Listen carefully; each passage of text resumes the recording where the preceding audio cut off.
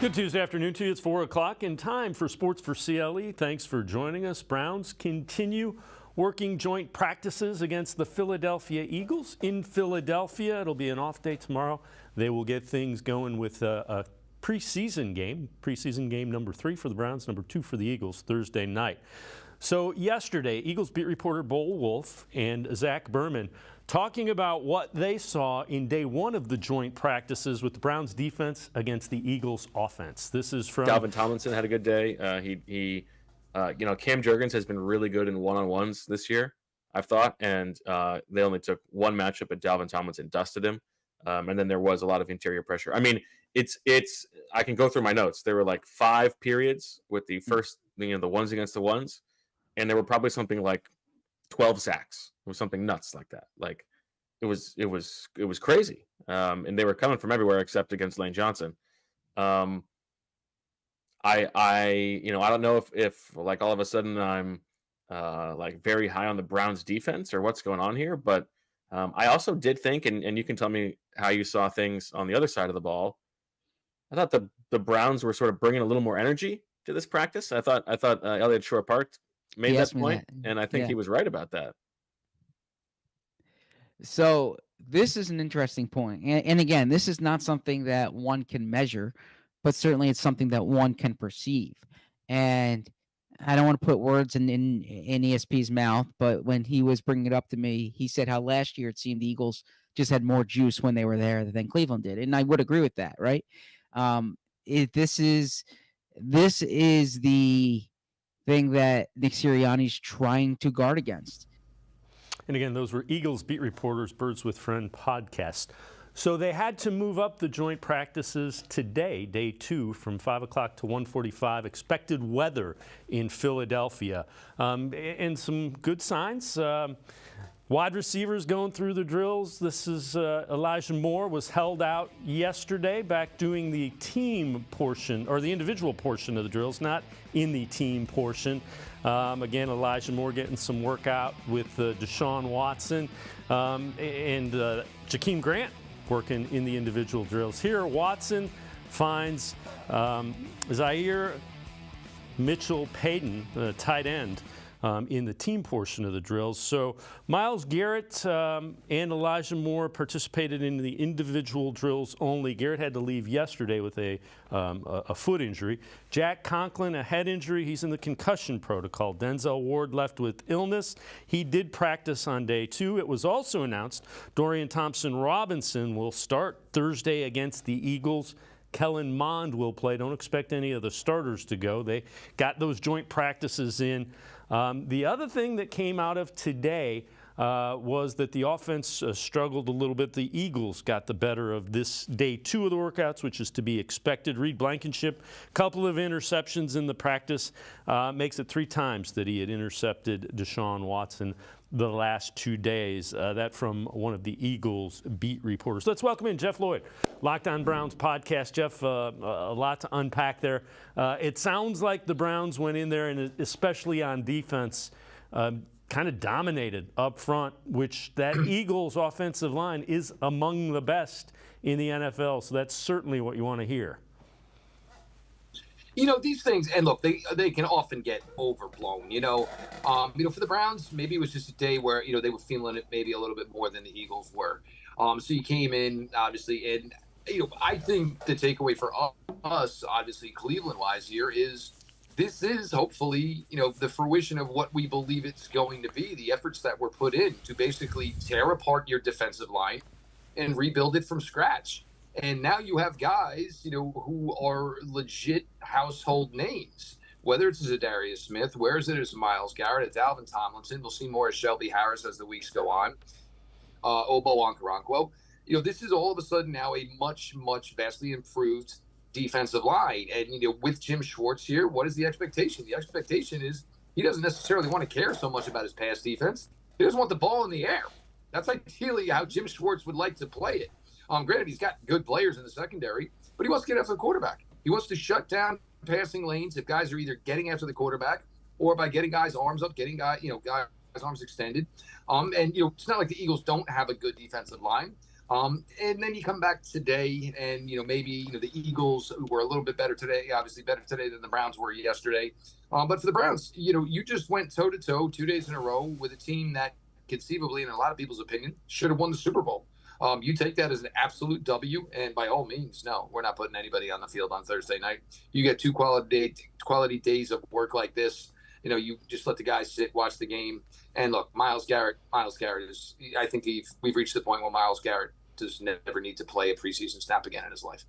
So the other thing that happened, as happens in these things, there was a skirmish. So apparently an Eagles player hit Demetric Felton late. DeJuan Jones came to the rescue and was playing bouncer, which is exactly what I want from a 6'8", 360-pound guy. He's got the skilled position players back, and the rookie learned pretty quickly. Joel Bitonio talked about the joint practice skirmish. We're going into this week trying to get better in practice and work, and sometimes there's some cheap shots and things like that where you want to defend yourself. And I don't know the exact situation, but there was a couple shots today where we're trying to make sure we're getting the best out of practice and not fighting. But it was just a little heated. Second day, it always gets a little bit more fired up. Seemed like Coach Stefanski tried to calm things down too, and huddle the Eagles. Yeah, he taught. It's we don't want to fight out here. We want to get better, and when 2 teams are competing, things are going to get fired up. Again, Jeff, that's what you want to see. If somebody comes and knocks you around, you got to knock them back. That's the way it goes. Look, you got to stand up for yourself on a football field. Otherwise, you will never survive. And part of the reason, and interestingly enough, is part of the reason that joint practices have become this thing, in the summer here that the teams do, is these things happen within your own practices. We hear scuffles all the time. The problem is when you put men together for that long, competing, beating on each other, eventually somebody, cheap shots, not cheap shots, somebody's going to be on the wrong end and be aggravated. To go through a training camp of any type, whether it's, professional level, college level, high school level, it gets heated after a while. It's never personal. It's just part of it. And these things happen.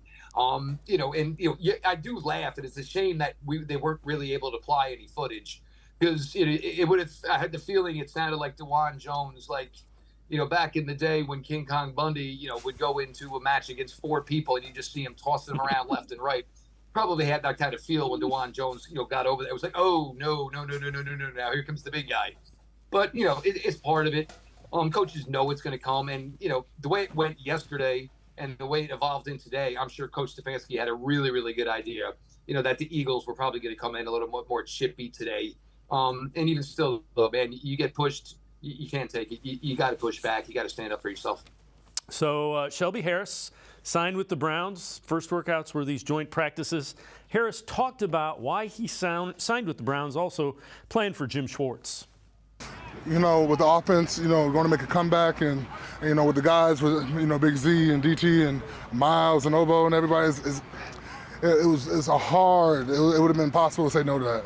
Yeah, just how much of a draw was the idea of playing with Miles, and maybe even playing next to him a little bit? Man, that's a big one.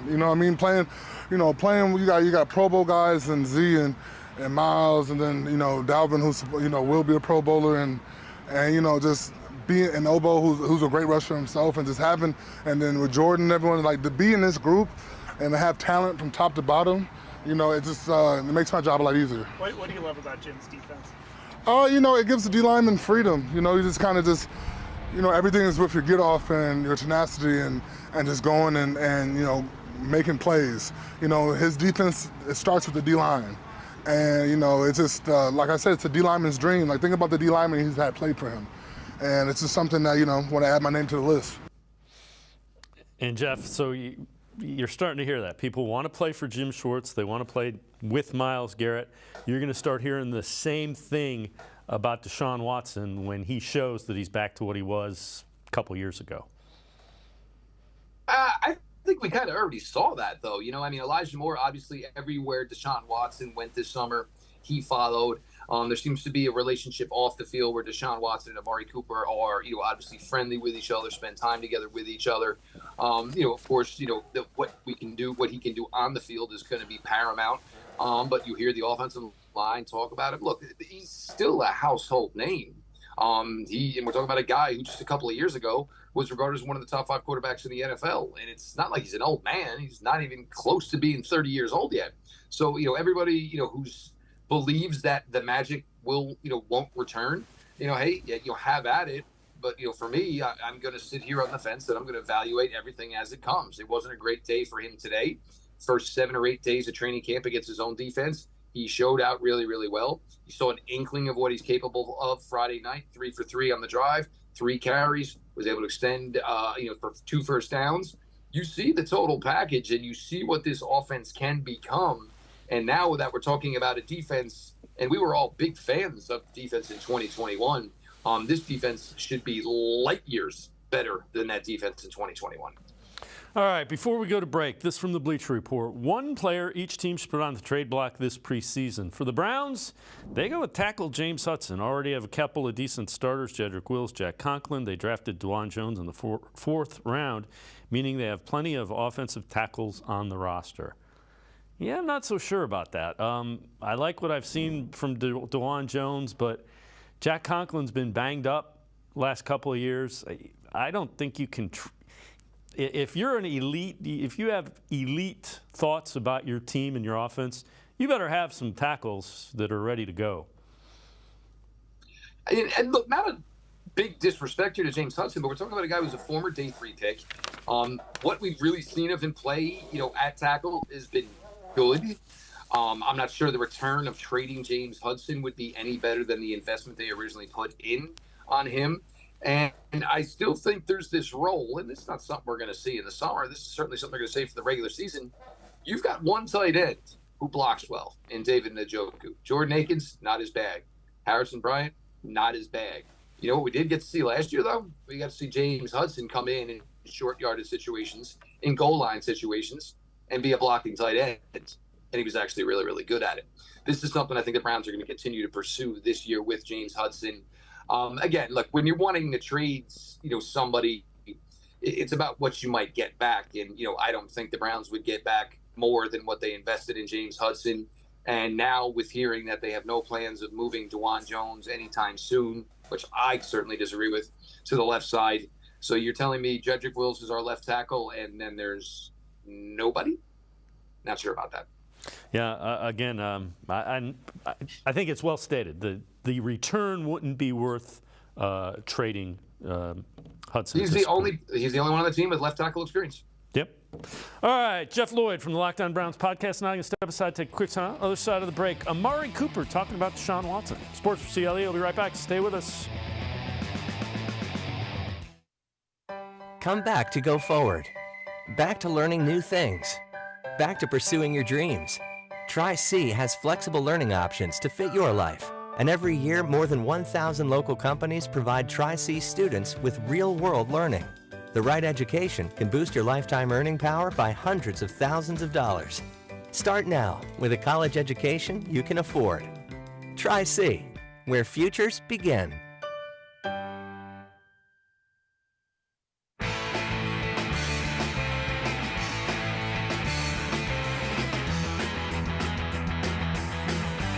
We continue talking Browns with Jeff Lloyd from the Locked On Browns podcast. Browns have wrapped up day 2 of the joint practices with the Philadelphia Eagles. Amari Cooper on working with DeShaun Watson this training camp.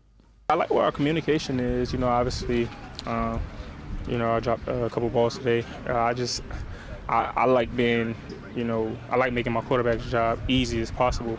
And I look forward to growing on today and all the previous practice days. But by the time the season comes, that's why I go so hard. That's why I practice. That's why I grind. I just want to make his job easy. So as of right now, I like where we are communication-wise, but we could be better. What's the biggest difference that you're seeing in DeShaun's game, from last year? I know obviously you missed, most of the season and everything, but how much more comfortable do you see him in the offense? I asked him personally. He's a lot more comfortable. Obviously, him not playing for almost 2 years. when he first came back, he was just trying to get back to where he was. And I think just from talking to him, he feels like he's back there now. And Jeff, Cooper's another guy he's come back from a core muscle injury, so we probably won't see him. I don't know if we'll see him against Kansas City. I don't know that I'd put him out there.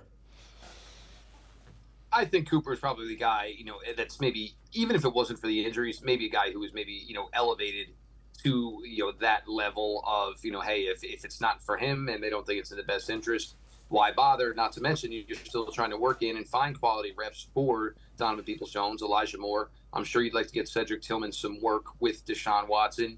So it's one of those things where, A, we can save him, which is what we'd like to do, but B, there's only so many reps that we're going to have DeShaun on the field for anyway, and we do have plans and some guys that, they may not play a ton week 1 as, with the starting offense, but by week 3, week 4, as confidence grows, inside Cedric Tillman, who is a really, really solid blocker, which is the thing the Browns have always coveted with their wide receivers under the Stefanski regime, is something to certainly look forward to. So, I could see that. And, we talked about this, and I know we've talked about this before in the past, Dave. A lot of it is when DeShaun first got here was the uncertainty of everything. So anything he was involved with last year up until we got the first decision, then the second decision, and then, obviously being away from the team for 11 weeks like he was, actually 12 weeks if you factor in the bye, and then getting back in. And, it was Jacoby had become this guy that everybody kind of gravitated to. And, we saw it Friday night, obviously just a guy that everybody genuinely liked. So it was a weird situation for DeShaun to come into, when it was back and when he was going to be the starter for this team. Now, it's not, it was always DeShaun's team. That's not a question mark, but it is truly, DeShaun's team now. And, everybody understands, look, Jacoby Brissett, even though he played well for this team last year, they didn't win games. DeShaun Watson plays a little bit above well. This team should win a lot of games. So this is from Sports Illustrated. Players worth discussing for the Browns this preseason. We're going with 2 wide receivers. So David Bell continues to be strange how many people think Bell is in danger of not making the active roster. Not flashy, doesn't possess elite athletic traits, but that was obvious when the Browns drafted him. 6'1", 220. He has size and strength to operate as a power slot. Just a smart football player with good hands who consistently does his job. And then Austin Watkins. Watkins, the latest in a pantheon of unheralded wide receivers to become preseason fan favorites. Joining the likes of Damian Shealy-Giuseppe, the difference is that Watson has NFL size, 6'1", 210. I can't imagine David Bell not making the roster, just given the way the Browns allow their draft picks to try to develop. And that piece from Sports Illustrated, obviously, somebody who's been part of my show comes on a lot. I knew the one on Watkins about the camp favorite wide receivers, and I wanted to make sure he hit on Giuseppe, and he certainly did. David Bell, what world do we live in where a rookie wide receiver had 24 receptions as a rookie, and all of a sudden everybody thinks he's getting cut year 2? I mean, that makes no sense. He had 8 more receptions as a rookie than Donovan Peoples-Jones did. Obviously, 2020 was a more successful season. There was, with Jacoby Brissett, and, as well as Jacoby Brissett played, the problem is Jacoby Brissett, everything about him was a little bit slower mechanic-wise, had a little bit longer release. All of those things don't really add up to good slot wide receiver play. Maybe why you saw Donovan Peoples-Jones have the success he did. Certainly why Amari Cooper had the success he did. Because on the outside, it takes longer for those plays to develop. Well, on the inside, the slower the quarterback is, it doesn't matter that the slot guy beat the guy out of his break right away, because the quarterback, it's just a longer release. It's a slower, type of play from Jacoby. This is a much, much better skill set matchup for David Bell with DeShaun Watson, and certainly with Dorian Thompson-Robinson, as you saw, Friday night. Look, again, when we talk about the main components of skill people on this team, Amari Cooper, Donovan Peoples-Jones, Elijah Moore, David Njoku, or Nick Chubb. You take Nick Chubb off, or you take, David Njoku off. You're still looking at every one of those other guys, and then all of a sudden, if David Bell is the 5th option, should be pretty easy for David Bell to get open. David Bell found a lot of ways to get open in his time at Purdue. And it wasn't just against, the low schools like Indiana and Rutgers. He performed well against the big names as well. Is he ever going to be a starter for this team? Most likely not. Is he guys, certainly got the capabilities, probably catch north of 40 passes out of the slot? Probably, because, teams are going to try to shut down the big stuff and maybe, understand that, the short plays underneath, the death of 1,000 paper cuts. Well, that's a specialty for a guy like David Bell. What are your thoughts about Watkins and his chances? The numbers here don't necessarily add up, but the size, I don't know if they could even get him onto the practice squad, because I think somebody would probably take a chance on a guy with that size and his skill set. This is one of the advantage of these spring leagues. These guys come in, and it's not ramping it back up. I'm ramped up. I've been going. I'm good to go. So these guys come in, and they're already in game condition, ready to go. And look, we're in this weird spot, obviously, with Marquise Goodwin and his health. And, the fact that we don't even seem to have gotten a new report certainly doesn't look good for Marquise Goodwin. For Watkins, one thing that hurts him, obviously, is he's probably not a returner. But you look at the production he's put up over 2 games and the consistency that he has done that, you get into a difficult spot here. And, it's going to be interesting because ideally, if everything goes right, he's probably not going to play much. So, does somebody else maybe have some interest in him enough that it tips the scale for the Browns?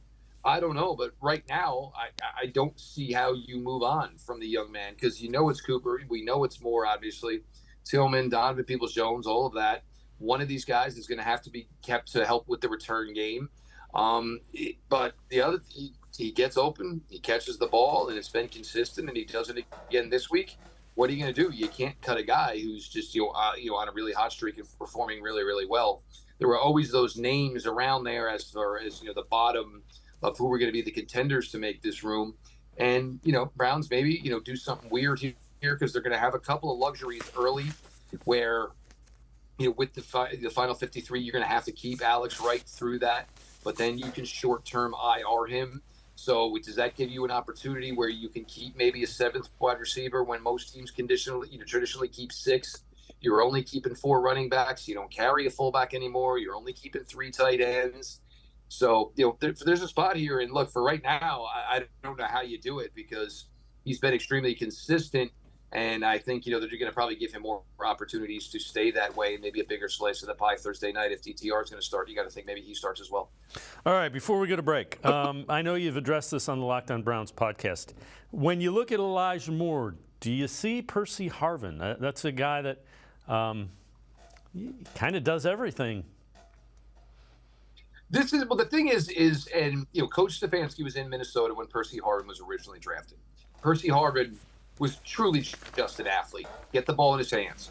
But I think Minnesota liked what that did to defenses.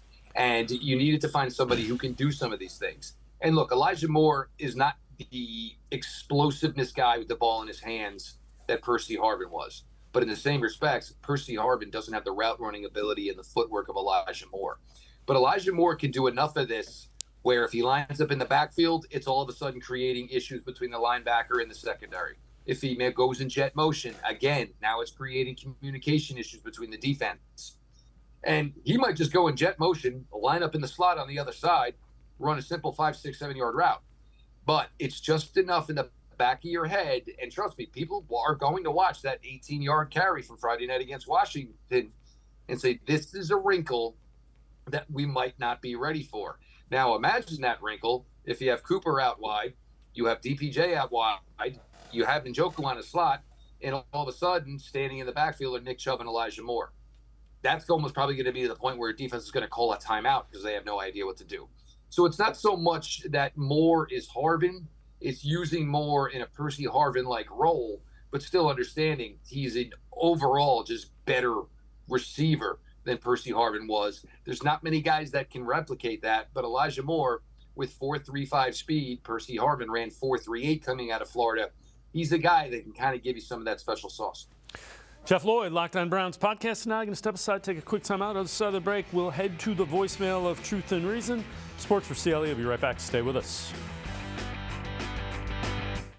The The Ohio Lottery Partners in Education program recognizes role model students and teachers from across Ohio. Nominations can now be done completely online. To nominate a deserving teacher or student, go to ohiolottery.com. In the About section, find Partners in Education. There you will find links to the nomination forms. Students kindergarten through 12th grade can be academic all-stars. Teachers can be honored as a Teacher of the Month. The Ohio Lottery Partners in Education, where stars shine.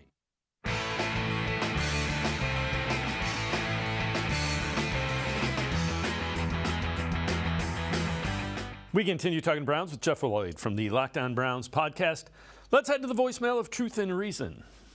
This is Ron Emanuel from Dayton, Ohio. I was wondering whatever happened to the kicker that kicked for Pittsburgh when their kicker was hurt last year. He was doing pretty good. He was a great long-distance kicker and was very consistent. Go Browns. Amen. So I appreciate all the voicemails. I believe, Jeff, he's talking about Matthew Wright, who is currently with the Carolina Panthers. Where are you at with Cade York? Look, it's not a fun situation to be in. And the Minnesota Vikings, when Kevin Stefanski were through a situation of this similar years ago when he was there, and had a young kicker named Daniel Carlson. The Vikings quickly grew fed up with Daniel Carlson, kicked him in the curb. Daniel Carlson is now the Las Vegas Raiders kicker and one of the best kickers in the NFL. Look, it's not ideal. It's not. And today, again, made all his kicks. Of course, nothing in practice matters. It's the most difficult. I mean, it's one of the most difficult positions there are because it's not like you can truly bring in somebody that can talk to him about it. Bubba Ventrone, yes, he's a special teams coach, but what in the world does he know about kicking field goals? He probably knows about as much as I or you do. You know, Dave. It's a really tough spot to be in. And last year, and I know you remember, Dave, last year, what did we say a lot? Well, let's not be putting things on a rookie kicker. It's a bad practice. It's a bad idea of doing things. It worked week one, and the other time they put him in the position and they were relying on him. It didn't work. Look, it's a mental thing. His footwork is not always consistent, which seems to be anybody who's got kicking experience seems to have the same belief of. It's a repetition thing. You're always supposed to do it the same, like the way you would, with your golf clubs. So, look, he puts in the work, he puts in the effort. But this is not a conversation I think we're going to have unless it's an issue come week one, come week two. I think they're going to let him try to figure this out. And there's not a lot of names out there. Maybe Robbie Gould has some appeal, but at 38 years old, you don't believe that Robbie Gould has got, much distance from probably over 50, whereas Cade York, when he's right, can be, a guy who can consistently hit from 55 to 60. All right, this from Browns Wire. One takeaway from each position in training camp. We're going to look at a couple of them. So the cornerbacks, they say less verbiage, more swagger. And then the safeties, we go with Grant Delpit, poised for a breakout season. I can't argue with either of those. It seems like the simplified defense is pretty good right now.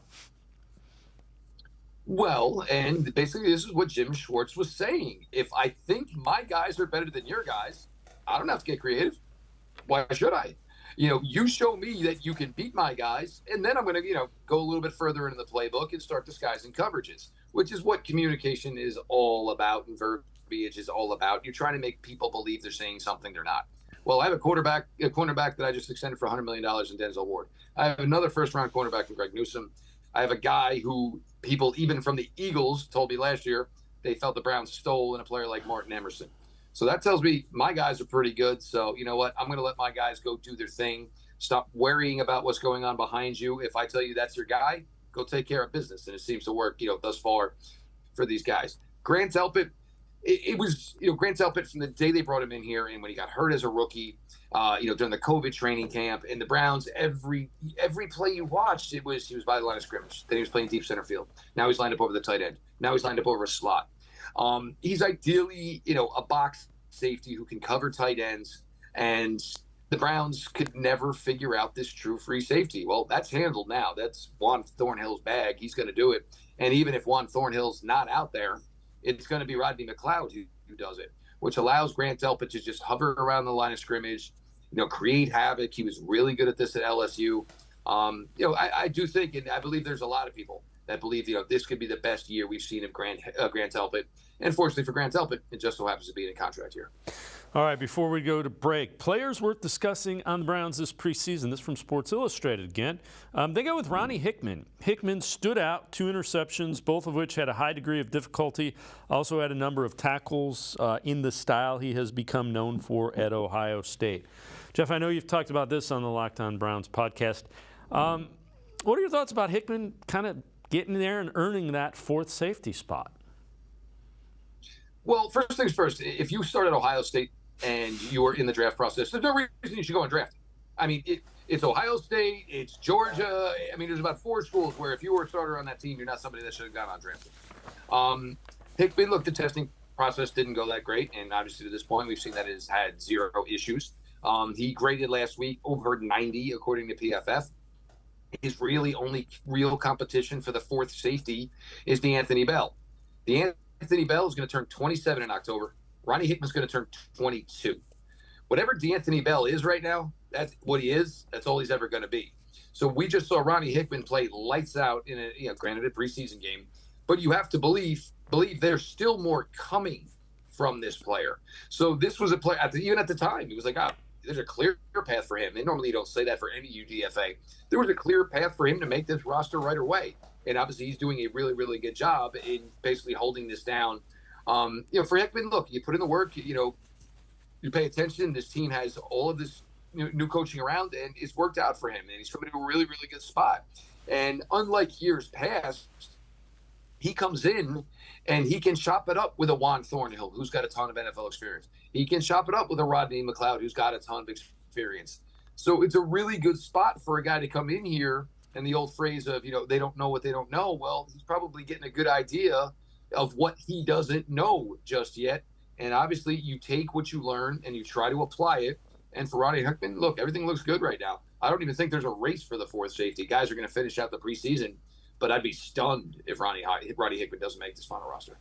Jeff Lloyd from the Locked On Browns podcast and I are going to step aside, take one more time out. Other side of the break, we'll hear more from Shelby Harris, talk a little bit about that defense. Sports for CLE. We'll be right back. Stay with us. Come back to Go Forward. Back to learning new things.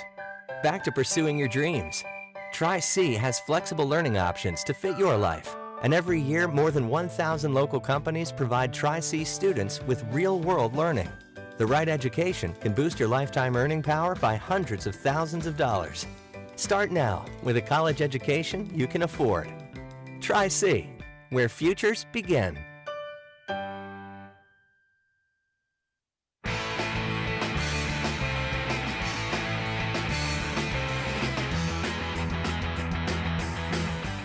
We continue talking Browns here on Sports for CLE with Jeff Lloyd from the Locked On Browns podcast.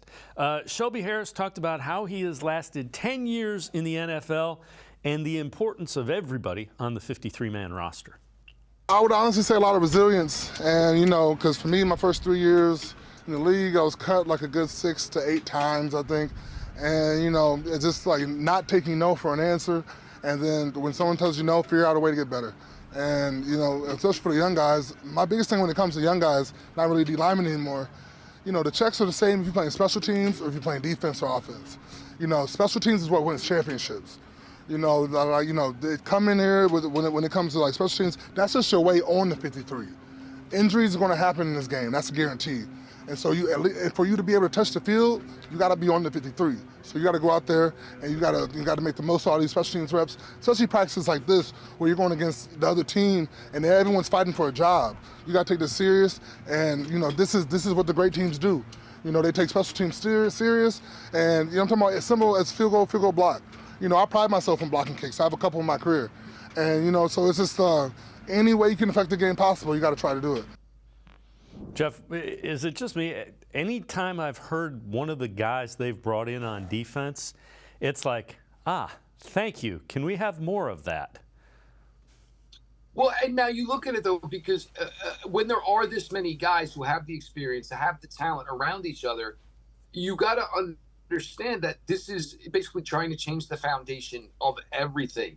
And when we talk about a guy like Shelby Harris, and not only were his first couple of years in the NFL rough and he was cut a lot, his last year in college, they told him right before week 1, you haven't been following the rules. You got to go. And when he got to Denver, it was on a future reserve contract. So he's one of those guys that was signed within like the last 7 days after the season is over, meaning, hey, we're going to let you can go through your programs with our programs with us this year. Hey, if it works out, we'll see. It usually doesn't. It doesn't on those future reserve contracts. But you hear it from him. And now here's a guy who's obviously made a substantial amount of money in this game. And maybe, and to say it, the Jordan Elliott's of the world need to hear this. The Tommy Togi guys of the world need to hear this. And, everybody was a good player in college, was a really good player in college. But, you get to the NFL, you are the proverbial, small fish in a large pond. What are you going to do? Are you going to do the extra? Are you going to do something that you've never been asked to do or had to do in your life to stick around? Because we know who the starting defensive tackles are for this team. We're absolute sure of that. So if you want to stick around, it's going to be something extra. And I think that's what you're starting to hear, and these guys have, all been through it. Zadarius Smith, and he's been through it, different systems where he was a stand-up guy, hand in the dirt type of guy. Dalvin Thomas, this is now his third organization. You're trying to bring professionalism into the building. And I think that was what the most biggest paramount thing. Yes, they needed proven players, but you needed guys who came in from positive football programs. Shelby Harris played in the playoffs last year. Juan Thornhill played in the playoffs last year. Zadarius Smith played in the playoffs last year. Dalvin Tomlinson played in the playoffs last year. When these guys speak, people should stop and listen, because if this is what your goal is, which is every team's goal within the NFL, when you have guys who have been proven to be there, you should listen to the wisdom that they are trying to bestow upon you. So the other thing I know you've talked about on the Locked On Browns podcast, what have you seen from Jeremiah Owusu-Koramoah in Jim Schwartz's system so far? This is going to go for every linebacker to this point, whether it was the Hall of Fame game against the Jets, or we are seeing linebackers in space. We didn't see this last year, Dave. We saw guys getting body slams 7 yards down the field and no-name running backs jumping over them to continue for yards. JOK, and it's always been weird for JOK because ideally he's probably built more like a strong safety, a box safety, than he truly is a linebacker. So there have been times where JOK, okay, if I'm playing linebacker, I probably should bulk up. No, the plan is for you to always be reactionary and quick. We don't want you to get blocked. Therefore, you don't need to put on any extra bulk. And now with Jim Schwartz here, I am going to keep them off of you. Against the Washington Commanders, JOK, 3 solo tackles. Tony Fields, 3 solo tackles. Jacob Phillips, sadly, before he got injured, 3 solo tackles. The young kid, Charlie Thomas, the undrafted kid out of Georgia Tech, 3 solo tackles. If JOK had played the entire game Friday night, probably would have had 13, 14 tackles. He's quick, he's decisive, and I want to yell it from the rooftops, he's being kept clean, which is what you're supposed to do. Roquan Smith, yes, he's a fantastic player, but any linebacker is supposed to essentially look like that when you can keep interior offensive linemen off of them. Yeah, the other thing that you saw is that defensive line was starting to play in the backfield of the Commanders, and that's the goal right there. All right, before I let you go, I know you've talked about this Locked On Browns podcast. Just thoughts on the 53-man roster, and we're talking about third and fourth strings as the open spots. That's a good place to be. It really is. I mean, look, we know where we are at the quarterback position, running back, Chubb, Ford, and Demetric Felton. And if we had talked about this a month ago, I probably would have laughed it off. But I think Demetric Felton, and the fact that he's so versatile, can return, can receive, certainly can contribute as a runner out of the backfield. I think he would be somebody that can kind of do some of this Elijah Moore stuff as well. If God forbid something were to happen to him, then you get down to, is it the guy Wilkins you just signed the free agent, or is it Hassan Hall, or maybe another free agent? So running back 4 is maybe something we're talking about. Wide receiver 5 or 6 is something we're talking about. Tight end is done. D end is most likely done unless they, want to go 6, and they find a way to keep Isaiah Thomas as well. Safety, I think, is done. There's not a lot left. We are a lot closer to the final 53, of course, health permitting, than I think people realize. And I don't think there were a lot of questions going into this training camp, but, the Browns, it looks good. It looks really, really talented. And it looks like, when we're talking about some players here, with Ika, we all had, we all have high hopes here. But again, these guys shouldn't have to play much. So he should be, a little opportunities he get, he should be able to blow them up. We still have not seen Anthony Walker. We still have not seen Sione Takitaki in any type of real action just yet. This team should be really, really set to go, and hopefully can hit the ground running September 10th against Cincinnati Bengals. I think that for the first time in a while, you're going to see some of the guys that they cut on the 53-man roster of other teams. There are probably a handful of guys. There are a couple of players that are certainly capable of that. The people need to contact the Browns and say, hey, third day conditional pick, because I can't risk the fact that I might not be able to get him through waivers. Yeah, I'm with you. It's a good place to be in. So, again, you got to go out and do it on the field, but the roster is constructed in a way where you can see the path to a successful season. No question about it. Jeff Lloyd, Locked On Browns podcast, as always. Appreciate the time and the insight. Thanks very much, Jeff. Oh, all the best, Dave, and obviously everybody. High school football starts Friday, so everybody have a blast with it. Jeff Lloyd, make sure you check him out. Locked On Browns podcast, always really good coverage. We're going to step aside, take a quick time out. We continue talking Browns. Jackson McCurry from the DawgLand podcast. Straight ahead, stay with us on Sports4CLE. Come back to go forward. Back to learning new things. Back to pursuing your dreams.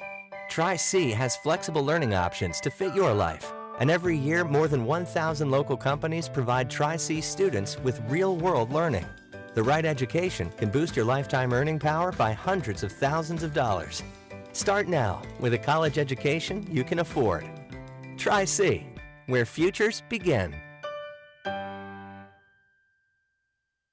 The Ohio Lottery Partners in Education program recognizes role model students and teachers from across Ohio. Nominations can now be done completely online. To nominate a deserving teacher or student, go to ohiolottery.com. In the About section, find Partners in Education. There you will find links to the nomination forms. Students kindergarten through 12th grade can be academic all-stars.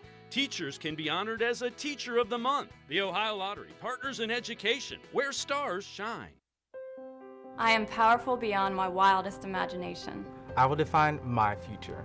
I will keep challenging myself to improve. Because I am a future leader of this great nation. I will be responsible for raising a beautiful family. And educating not only my generation, but many more to come. I will make a difference in my community. And I will stand up for what I believe in. I will not settle for simply chasing my dreams. I will achieve them. Because I was given a chance. An opportunity. A home. At Family, Career, and Community Leaders of America. The ultimate leadership experience. FCCLA has been one of the greatest experiences of my life. It's made me who I am today. Join us. We'll build a new future together.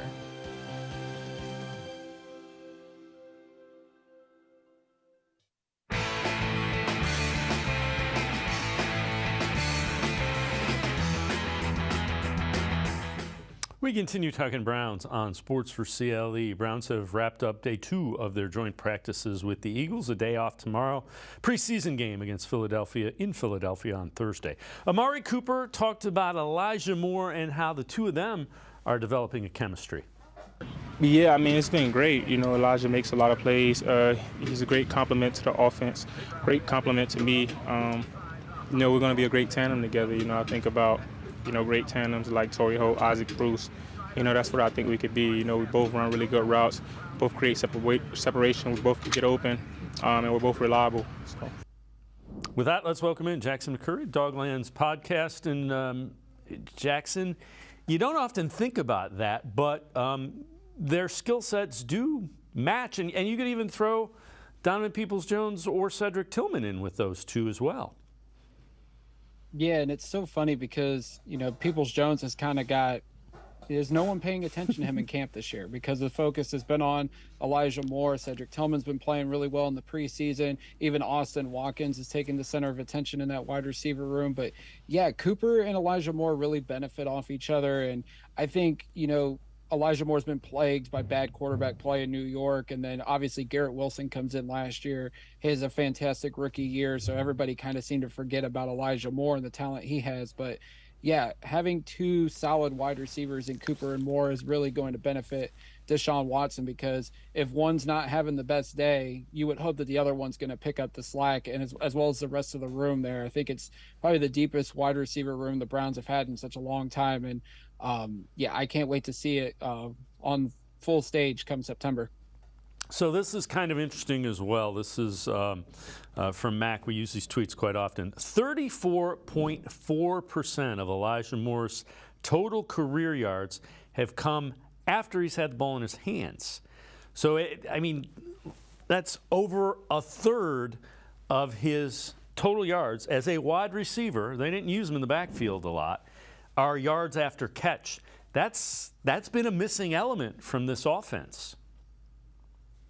Yeah, it really has. We haven't had somebody like that since Odell Beckham pre-ACL in 2020. Somebody that you can get the ball in his hands in space, and he could turn a 7-8 yard run into a 20-30 yard play. I think Elijah Moore is that electric. You've seen it Friday night against the Commanders. He gets the ball in his hands. The first play goes 18 yards on a run.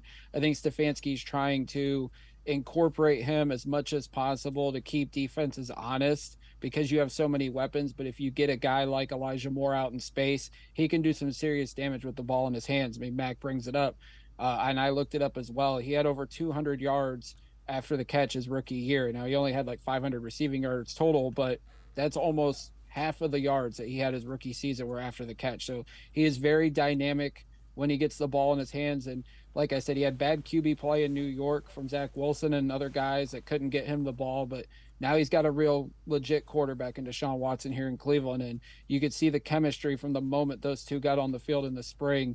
It's going to be something if the chemistry that they've built in the offseason translates to success in the regular season.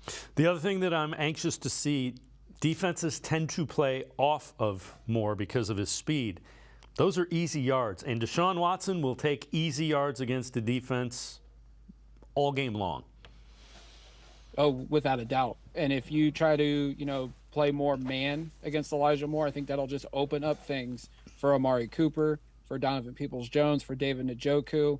Then you have to keep in mind, you have Nick Chubb, who, people say he can't be the receiving threat out of the backfield. He's shown it at times that if you get the ball in his hands, Chubb can cause damage, whether as a runner or as a receiver. So, defenses are going to have to keep an eye on Moore, but that could just open things up for the rest of the weapons offensively. All right, this from NFL.com, what we learned from each preseason game. Browns game, they say the Browns showcase starting offense for the most part. Watson looked comfortable. The ball came out in rhythm on schedule, 3 for 3, 12 yards.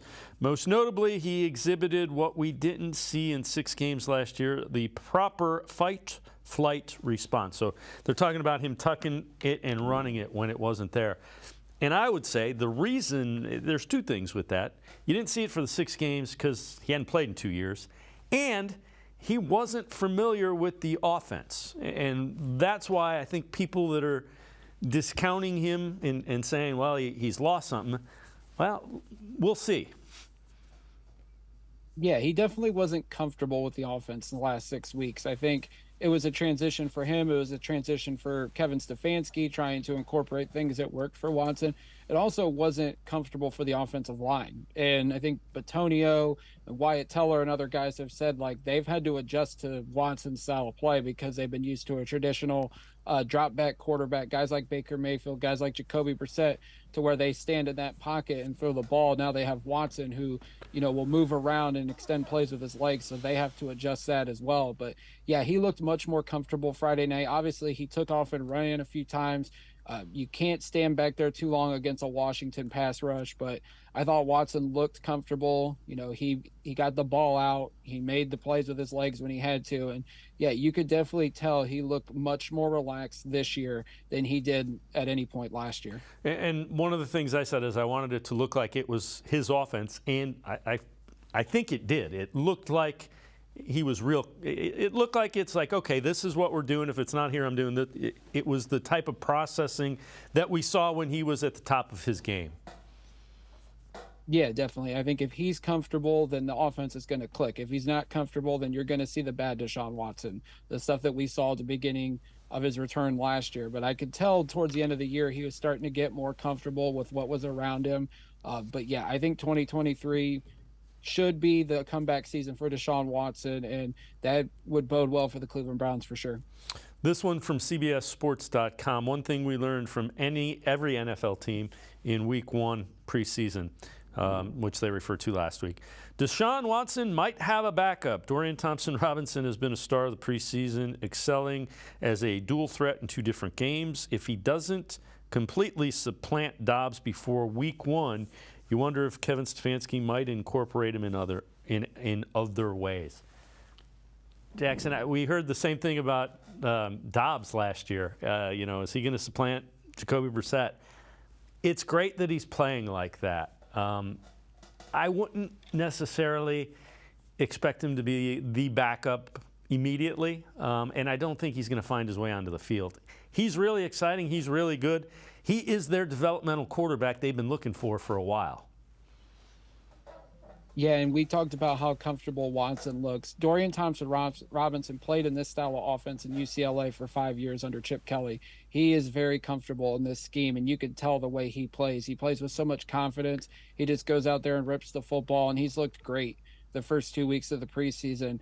I would actually not be surprised if the way he's going, and he's starting Thursday night against Philly, Josh Dobbs isn't going to see the field. I wonder if Stefanski and Andrew Berry and company have seen enough to the point where they would be comfortable going ahead and having Dorian Thompson-Robinson be the backup quarterback. Maybe they use Dobbs as a trade chip if a team needs a backup quarterback, that they go ahead and, get something for Josh Dobbs, who's been great during his time with the Browns, whether going back to last year and this year so far as well. But yeah, Thompson-Robinson looks extremely comfortable. He knows the system.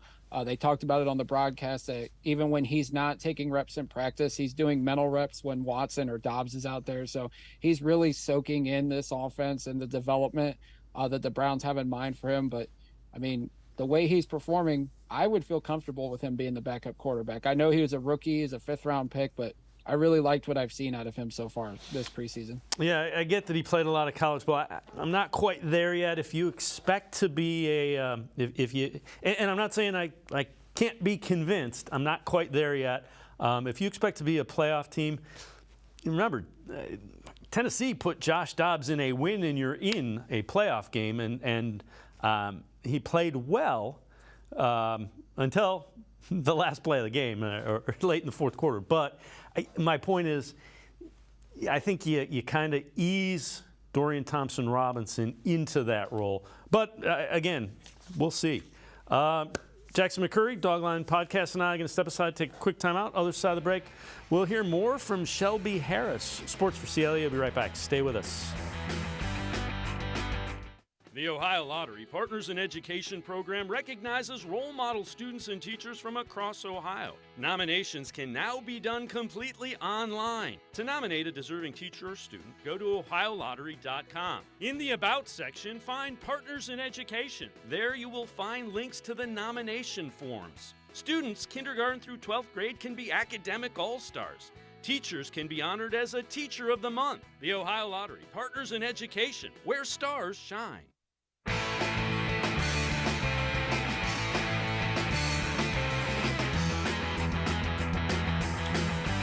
We continue talking Browns with Jackson McCurry from the DawgLand Podcast. Shelby Harris, defensive tackle, met with the media, talked about his first practices being the joint practices with the Eagles and also the style of Jim Schwartz's defense that he's playing.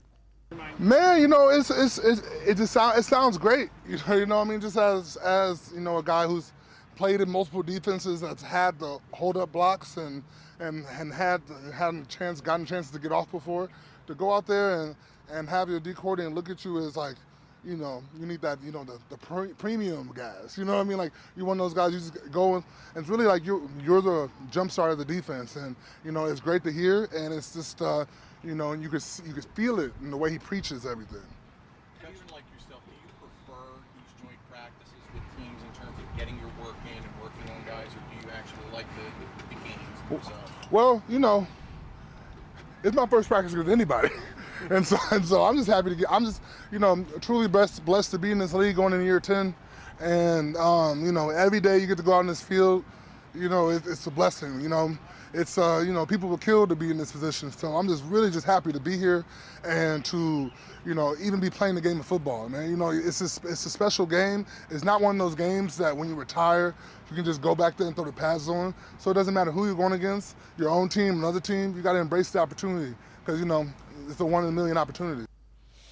And Jackson, every time you hear one of the defensive guys talk, they want to go out and play this style of defense. Yeah, definitely. I think everybody that's raved about what Jim Schwartz has brought this season to this defense, they have nothing but high praise for him. You know, everywhere he's been, you know, some of the Eagles guys were praising him and talking about how much they learned from him during his time as defensive coordinator there. I mean, Shelby Harris knows like this was the right spot for him. Obviously, he's had great success in Seattle and in Denver, and now he gets to come to Cleveland and play alongside Myles Garrett and Dalvin Tomlinson and Zadarius Smith. Like, he knows this is suiting up well for him. As you know, he's on the backside of his career, but you know, this is a good spot where he doesn't have to be the guy on the defensive front, where he can come in and just do his thing, and he's going to have great success. And I mean, the stats back it up what he's done. I think he's going to thrive very well, in Jim Schwartz's defense this season. Well, the Browns definitely upgraded the line. You look at Zadarius Smith, Tomlinson, Harris, Okoronkwo to go with Myles Garrett. Let's take a look at this. This is comparisons from the last year where they were playing. Browns front four last year, 146 pressures, 82 run stops, 23 sacks, 29 tackles for loss. This year's front four with their 2022 stats, 208 pressures, 115 run stops, 30.5 sacks, and 41 tackles for loss. An uptick, and you could make the argument because you're plugging them in next to better people and with better people, you expect it to kind of get multiplied even more.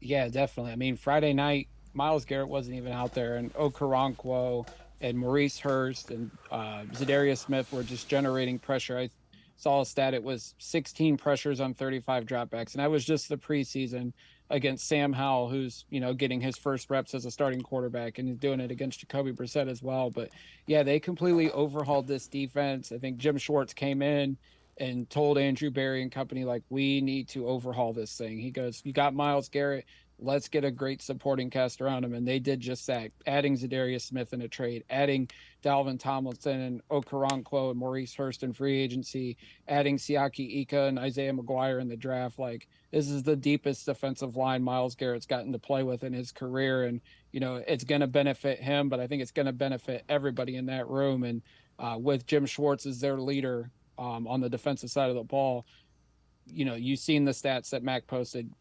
Those look great, and it looks great on paper, but they have to go out and do it. But I have no doubt in my mind that they'll get the job done. The defensive line group is as talented as it's been, like I said, and I expect them to dominate the line of scrimmage week in and week out this coming season. Yeah, I kind of got this is what I've been waiting to see with the Commanders in the early part of that first quarter, the first couple of series where, and again, that was without Myles Garrett playing. So I think you're going to see a style. The other thing that you mentioned, those guys, finally the young defensive linemen that they're trying to develop have veterans that can say, this is kind of what you need to do to refine that. Yeah, and it's unfortunate that Alex Wright and Isaiah Thomas are missing time because they were going to benefit from learning behind Myles and Zadarius Smith and Dalvin Tomlinson and all those guys that they've brought in. But yeah, the young guys like Isaiah McGuire, he's going to get a chance to learn a little bit. Maybe they'll sprinkle him in games. Siaki Ika, like, he doesn't have to worry as much about, like, I mean, he's still going to go out there and work hard and do his job, but he's got Shelby Harris and Dalvin Tomlinson and Maurice Hurst, who's been around for a few years, and even Tristan Hill, if he makes the roster, because he's been around for a little bit. Like, there's so much depth on that defensive front. Like, this is a good chance for these young guys to learn, but also get a chance to make some sort of an impact this coming season. Jackson McCurry from the DawgLand podcast, as always. Appreciate the time and the insight. Thanks very much, Jackson. Thank you, Dave. Have a good one, man. All right, Jackson McCurry, make sure you check him out. The DawgLand podcast, good stuff. We're going to step aside, actually, that's it for this edition of Sports for CLE. We will see you back here tomorrow at 4 o'clock. Have a great night, everybody. See you tomorrow at 4 on Sports for CLE.